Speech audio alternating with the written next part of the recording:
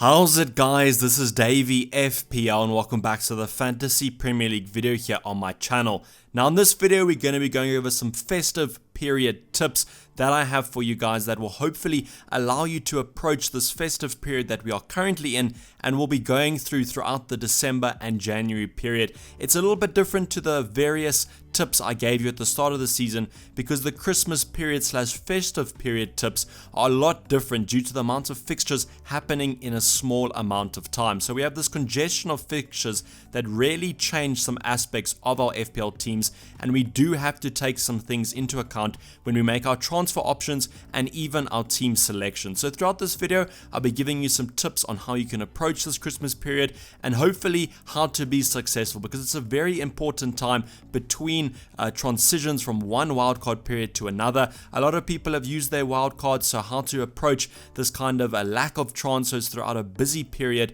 and how you can achieve success and hopefully come out with a lot of green arrows, because that's the thing. If you have a game week on a Saturday and on a Wednesday, that can be 2 green arrows within a week, and then you can be soaring up those ranks and hopefully finish wherever you want to finish at the end of the season. So let's get into how we're going to be approaching this Christmas period. We have had our first sponsorship on the Dayvy FPL channel, so thanks a lot to OneFootball. OneFootball is a footballing app that gives you live notifications of the games that you're following, so it makes the perfect FPL companion app, and I've been using it for a couple of years now, and that's why I was happy to do a sponsorship with them as I use the product. So down below there's a link for all you need to know about OneFootball. You can go download the app on iOS or Android. It's completely free, so no commission or anything here, so you don't have to worry about that, but I use it, so should you. So as you can see on screen here, the festive period runs for about 5 game weeks. I've listed these 5 game weeks as I think they're the most important. Game week 22 happens a week after game week 21, so we're back to normal then, and hopefully one game week a week kind of thing, and we can get back into the swing of how things normally are. And also after the 1st of Jan there, you do have your first wildcard. So the 1st of January, wildcard 2 becomes available, and then we can approach it however we want to. But game week 17 happens this weekend. We've just had a 2 game week in a week situation here with game week 15 and 16, so hopefully you came through that unscathed and with the green arrow. But game week 17, 18, 19, 20 and 21 happen quite closely. The main festive period gets on about 19, 20 and 21. As you can see, Boxing Day, before New Year and after New Year, there's basically so many fixtures. I think each team gets about 2 days of rest if lucky, so just keep an eye on that. We'll talk about what that means for most squads, but I just wanted to give you a reminder here. You don't have to specifically memorize these dates off by heart. I just wanted to give you an example and to kind of mentally prepare you for the amount of fixtures that should be happening.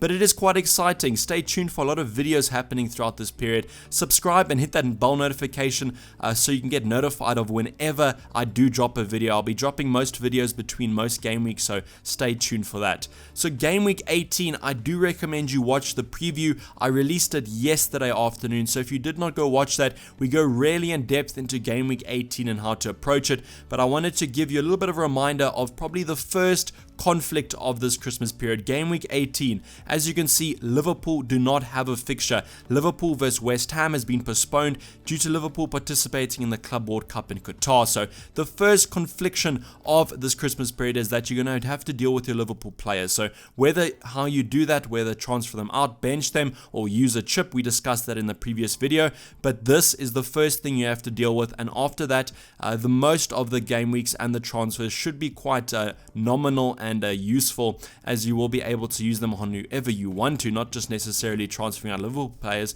But as I said, go watch the preview. We talk about game week 18 more. So the first thing and the main thing about these kind of fixtures happening is rotation. So I wanted to give you a little bit of a description of rotation and tips that I've come across throughout my seasons of playing FPL. So rotation is not always a certainty.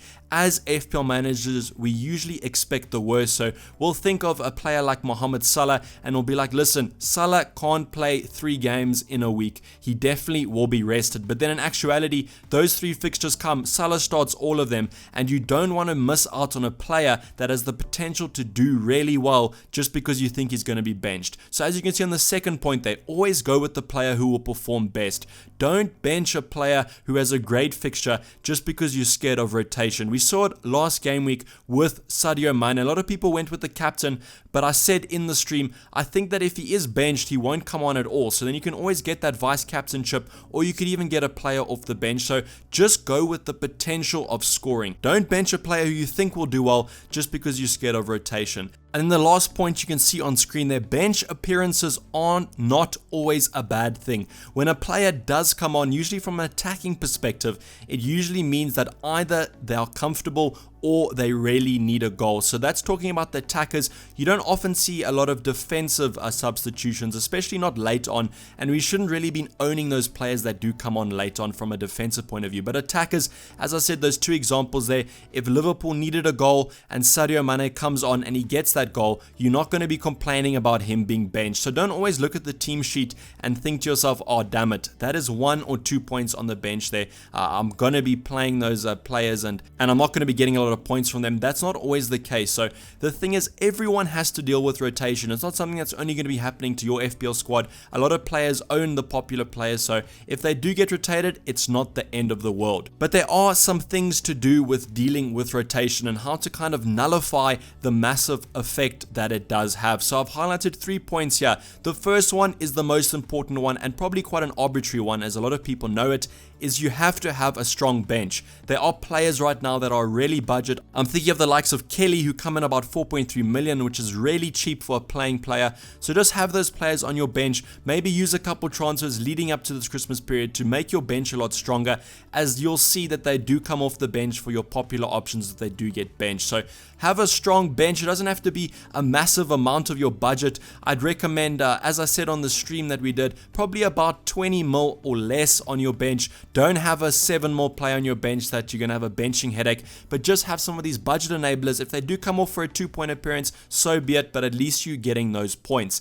The other thing is to target smaller teams. Now, I don't want you to get mad by me saying smaller teams. That just means teams with a lesser squad. That generally means a lot of the newly promoted teams, or some of the teams that are finishing in the bottom of the table. Those teams usually don't have a lot of substitutions. They generally have a lot of more academy players, so those squads are a lot smaller and your players are probably more guaranteed to start a lot of games. That also plays into the hand of having a stronger bench, as you want to get these cheaper players, and generally players from the smaller teams are a lot cheaper.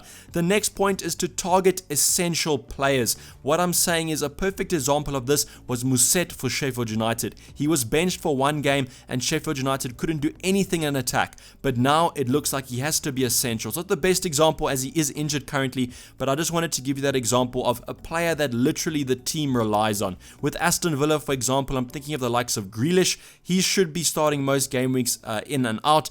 Even club captains are a really good example of essential players, as they should be playing a lot of teams. But the essential and smaller teams kind of link together, as a lot of them are going to be playing week in, week out. I know we generally look for the bigger teams, but if you look at Man City, they have rotation generally on a normal game week. Imagine the rotation that's going to happen when they have 3 games in 1 week. So that's just something to ponder, but I'm sure if you target these 3 situations, you'll definitely not have a problem with rotation.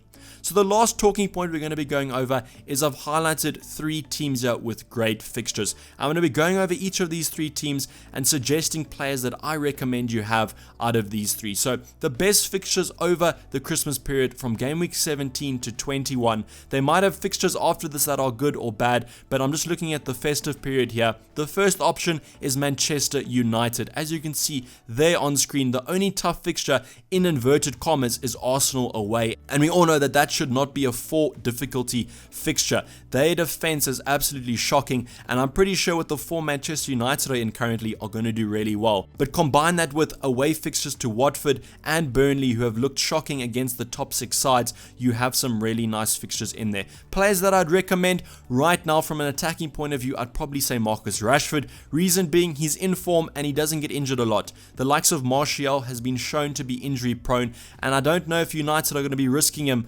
with a lot of games and a lot of minutes over a short period of time, especially with his injury history. Other players that you could look for, the likes of Daniel James, comes in a little bit cheaper, doesn't get that many returns, but is definitely one maybe to have a little bit of a differential, but otherwise their defense should be quite good over this period. You can look at the likes of Harry Maguire or Aaron Wan-Bissaka. I don't think I would look at the likes of Williams. I know he's very cheap, but it looks like Luke Shaw and Ashley Young are going to be rotating that position, so I think Wan-Bissaka and Maguire from a defensive point of view are probably my favorites. But you can kind of look at anyone in the United team. Those are my favorites. I know that Marcus Rashford is quite expensive, but I definitely think over this period he could be worth it. The next team is Tottenham Hotspurs. You all know about a lot of their players as they are one of the most informed teams right now. You know about Son, Ali and Kane. Those are all three good options. I favor the midfielders a little bit more just due to their cheaper price. If you need a budget option a little bit cheaper than Son, you can go for Ali, but I think Son is the best player to own right now. Looks to be more consistent. They do have some defensive players that can also do well. They have their goalkeeper, Gaza, comes in about 4.5 million, so quite cheap. Nice replacement for maybe Matt Ryan or Pope if you do want to exchange him. I personally have bought an Aurier, but I don't know if I trust their defense that much to bring in a more expensive option. I just did that for the next 2 games and then I could maybe ship them out. But if you want to look at someone maybe more attacking, I would look at Aurier. They do have some other players like Sissoko, who is showing to be in great goal scoring form, but I think that might be on the same basis as Shelby, where they just in a little bit of goal scoring form now, but that shouldn't be that consistent. But if you want to take a little bit of a punt, you can go for Sissoko, but otherwise I'd be sticking to the main boys of Heung-min Son, Dele Alli or Kane. Coming in last is Crystal Palace, which leads us to some nice cheaper alternatives. Martin Kelly, I've already mentioned him. He seems to be absolute FPL gold right now. I think he's returned 8 points in the last 2 games, and with those green fixtures coming up over that festive period, he looks to be a clean starter. The reason I say Kelly is that Ward is out with an injury for a couple of weeks now, and a couple of weeks in the festive period means quite a couple games. So Martin Kelly would be my favorite, comes in about 4.2 million. A lot of people have also opted for Zaha. That could be an option. I just don't know if out of all the midfielders I'd opt for him. But up front they do have Jordan Ayew, comes in about 5 million. Nice cheap budget enabler forward that you can put on your bench or you can play him depending on the fixture, but I probably would go for those two. A lot of people have gone for Guaita, but right now he's about that 5 million mark, so maybe a little bit more expensive than most people can afford for a keeper. So right now I'd say Ayew and Martin Kelly are my 2 favorites from Crystal Palace. But that's going to kind of wrap up the video, guys. Hopefully you did enjoy it. I felt the need to kind of create a festive period video because a lot of people are asking a lot of questions and a lot of stress comes about when a lot of fixtures do happen. So hopefully this puts you at a little bit of ease.